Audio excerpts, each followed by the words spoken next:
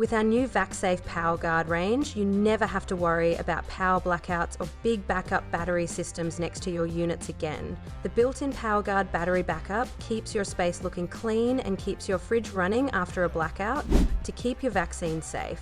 Here's how it works.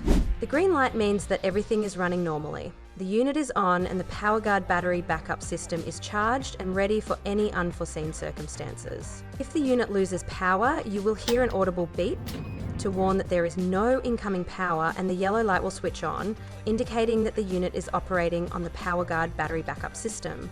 If you wish to turn off the unit after disconnecting power, just hold down the small black button for 3 seconds. After a single beep, all 3 lights will switch off, indicating that the PowerGuard battery backup unit has shut down. To turn the PowerGuard battery backup system back on, just connect power to the unit and the PowerGuard battery backup will turn back on automatically. It's that easy. Thank you for choosing Vacc-Safe PowerGuard and have a great day.